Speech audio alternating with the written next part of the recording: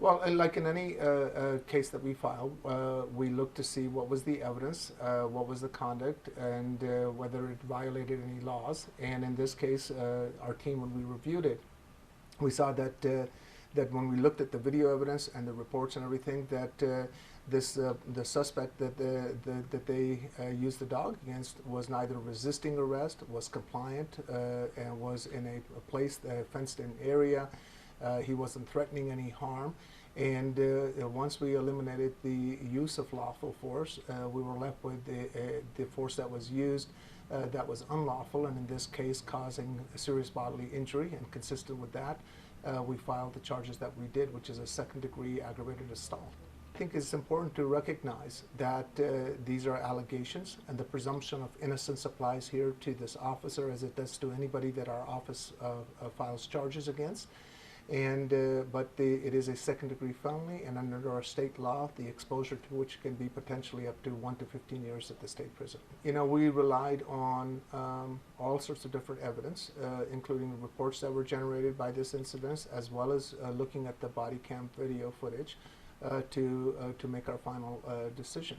And again, these are allegations, and we believe that the force was unlawful, resulting in a aggravated assault with serious bodily injury. At this point, at the decision that we made is against a particular officer and the allegations against him.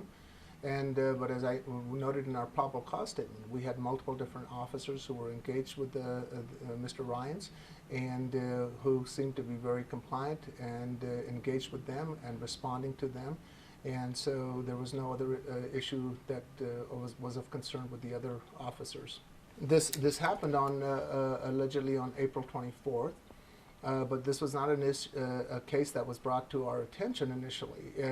We became aware of it through media accounts when this video was made publicly available. At that time, I reached out to Chief Brown and indicated to him that our office wanted to review the matter, and we would like to have the materials be forwarded to us. To his credit, he forwarded those materials to us, and at that time we convened, which was a couple of weeks ago, and at that time we convened our team, and we went through the evidence that was before us that warranted the filing of these charges. I think that we expect law enforcement to share with us anytime there are use of force that occurs. And especially if there is any concern about whether it's lawful or not, and that is the purpose of us being able to review that material to make those calls. So yes, I was surprised that it was not forwarded to us, but I'm glad that when we did become aware of it, we made that request, and we told the Salt Lake City Police Department that we wanted to review it, and it was something that we felt very strongly about. Our job is to see what the facts are, and for us, it doesn't matter whether it's a civilian or a law enforcement officer. If you cross that threshold and the evidence supports that, then it's our duty to review and file the appropriate charges when warranted. And in this case, we believe those charges are warranted.